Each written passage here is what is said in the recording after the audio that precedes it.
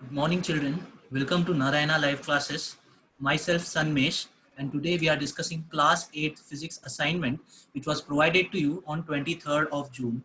This assignment is based on the topic Some Natural Phenomena. Let us begin with our first question. Question number 1. If a body has positive charge, then what does it mean? Again, I repeat my question. If a body has positive charge, then what does it mean? Now, usually, if any body, if it loses electrons, then we say that the body has gained a net positive charge.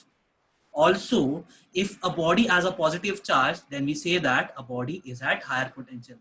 For example, any body, if I have like this, and if it gives away the electron, let us say, and we say that the body has gained a equal positive charge. Let us see if it gives away one more electron, again the number of positive charges increases on that body. So if a body is positively charged, then we say that it is devoid of electrons. It has lost some electrons. I hope the point is clear. Let us proceed further to the next question. Okay. So question number 2 is, what do you mean by earthing?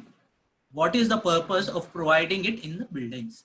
Again, I repeat my question. What do you mean by earthing? What is the purpose of providing it in the buildings? Now, usually in our day-to-day life, we use various electrical appliances, right? We use various electrical appliances, and majority of those electrical appliances are made up of metal bodies. So how these electrical appliances work? When we switch on them, the current passes through them and the appliance starts working. So after our use, when we switch off those appliances, there might be a chance that some of the charges, some of the electrons get accumulated on the metal body of the appliance. So whenever, then after that, if you touch that electrical appliance, there might be a possibility that you might get electrical shock. You might get electric shock because of that, because of those accumulated charge. So for that purpose, what we have to do, we have to get rid of those accumulated extra charge. So for that, what we do is, let us say, for example, here I have an electrical appliance.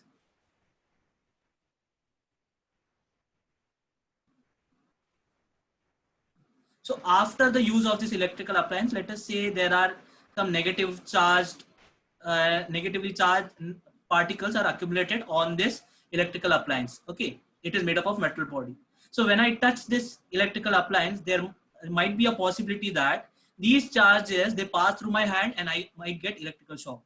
So for that purpose, what I do is I connect a wire to an electrical appliance, and other end of the connection, I connect it to a ground or a earth. Due to this, what happens is, all these extra charges which are accumulated on the metal body, through this connection, they pass through this connection towards the earth, and again the body becomes neutral and it is safe to use. There is no extra accumulated charge which is stored on the surface of the electrical appliance. So that's why providing earthing for an electrical appliance is very important. That's why it is provided in every buildings. Okay, the earthing connection is provided in every building for our safety, so that we don't get electric shock. I hope the point is clear. Let us proceed further to the next question. Question number 3, how an electroscope can be charged through conduction? Again, I repeat my question, how an electroscope can be charged through conduction. Now here I have drawn a diagram of an electroscope. It is a setup of an electroscope. Here we have a metal plate. This is a metal plate. This is basically an insulator plug-in, as it is called. This is a metal rod, and this is an either aluminium or gold foil. You can either take aluminium foil or gold foil to make an electroscope. Since gold is like expensive, we can use aluminium foils also. Now we can take a comb and we can rub our hair with we can rub that comb with our hair. So what will happen? This comb will get charged this comb will get charged due to friction. Okay, this comb will get charged due to friction. Now, whenever we touch this comb to this metal plate, whenever we touch this comb to this metal plate, the charges from this comb will pass through this metal plate towards this gold foil through this conductor. Through this conductor, the charges will flow through this conductor towards this gold foil. Now, what will happen is on this gold foils, on both these gold leaves, same type of electrical charge is accumulated. Now, when the same type of electrical charge is accumulated on both the gold foils, what will happen? They will repel each other. They will repel each other and they will go away from each other. They will try to go away from each other. So when these gold leaves, they move, that's when we can say that, the gold foils are charged. We can say that gold foils are charged. So whenever a charged body is touched on this metal plate, the gold foils, they get separated from each other. That's how we can detect whether the body is charged or uncharged with the help of this simple electroscope setup. This setup is known as electroscope. I hope the point is clear. Let us proceed further to the next question. Okay.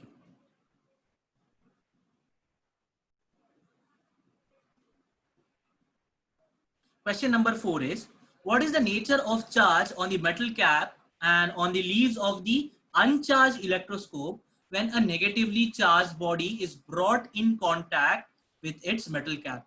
Now for this question, let us go back to our previous slide. This is also based on electroscope only. For example, if my charged body contains negative charge, obviously it is going to give negative charge on this metal plate. Yes or no? This metal cap of the electroscope, and the same negative charge will be passing through this conductor towards this gold foil or the aluminum foil. So the leaves of the electroscope and the metal cap will have negative charge if my body is negatively charged. The answer to that question is, let us go back to that question. Nature of the charge on the metal cap and on the leaves of the uncharged electroscope will be negative. Why? Because the body which is touching the metal cap of the electroscope, it itself is negative. All right.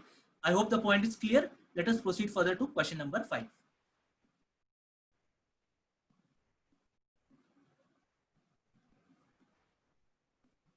Question number 5.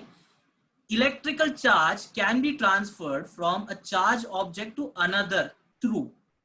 Now, we use conductors to transfer charge from one body to another. Why conductors we are using is because conductors have large number of free electrons. So these free electrons helps to carry charge from one point to another. For example, all our electrical appliances, for them to work, we require current, right? So how do they get current? Is through these conductors. Current through these conductors, it flows through through that electrical appliance and make that electrical appliance work. So basically, we use conductor which has large number of free electrons, and due to this conductor, we are able to transfer electric charge. Now, transfer of electric charge means what? Transfer of current, because we define current as rate of flow of charge.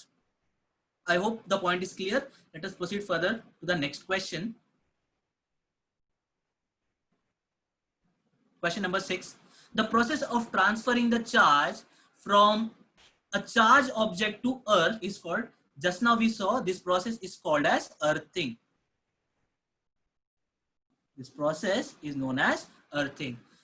With the process of earthing, what we do, we transfer a charge from a charged object to the earth. I hope the point is clear. Let us proceed further to the next question. Question number 7. What do you mean by transfer of charge? Again, what do you mean by transfer of charge? How do we transfer charge basically? For example, if I have a body, let us say this body is negatively charged. There are all over negative charges present on this metal body, let us say. And if I have another body, another uncharged body, which is neutral, if I touch this rod, let us say both are metal. This is a metal sphere and this is a metal rod. So what will happen if I touch this uncharged metal body to a charged metal body? This negative charges, they will they will get transferred towards my uncharged body. So after touching of these both bodies, there will be a transfer of charge. And we say that electrons, they transfer from the object that has more negative charge towards the object that has more positive charge. Okay. If I have a region where the negative charges are like too much in numbers, if I bring another object which has less number of negative charges, then there will be a charge transfer from the body which has more negative charge towards the body which has less negative charge, as in this case we have seen. So this process of charge transfer by touching two objects is known as conduction. It is known as conduction.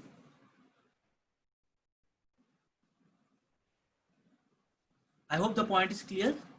Let us proceed further to our last question. Question number 8.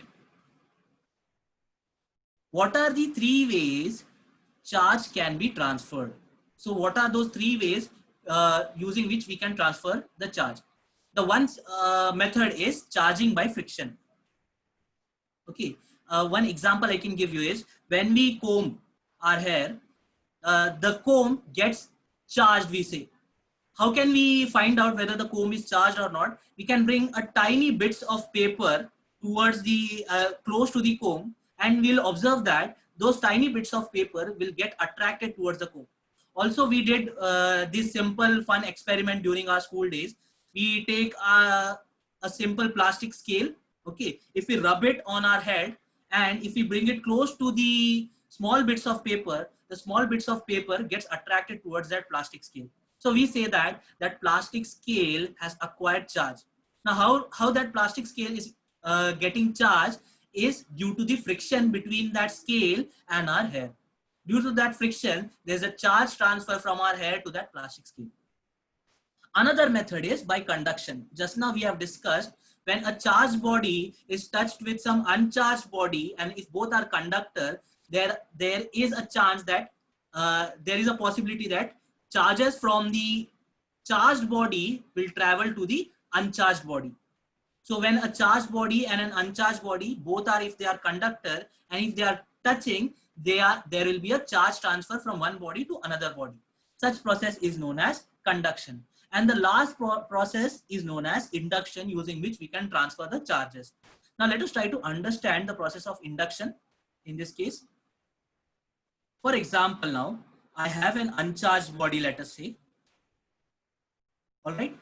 And towards this uncharged body, I bring a negatively charged rod. Okay. Now inside this neutral body, there are atoms and molecules. There are equal number of positive and negatively charged particles. So when I bring this metal rod close to the sphere, what will happen is the negative charges inside the sphere will get repelled and they will get accumulated on one side of the sphere. Whereas on the other side, there will be an accumulation of positive charge. So now after that, what will happen if I connect this metal sphere, if I connect this sphere to earth, what will happen is all these negatively charged particles, they will travel through this connection towards the earth. So finally, what we are left with is, after that, if we can remove this negatively charged rod, so what we are left with is the net positively charged body. So initially we had a neutral object, okay, and we are bringing a negatively charged rod towards that neutral object, due to which what is happening is there is separation of charges, and through earth connection we are removing all the excess negatively charged particles, and what we are left with is a body which has only positive charges, which has net positive charge. So this is called as charging by induction. I hope all the solutions are clear to you all. Thank you so much.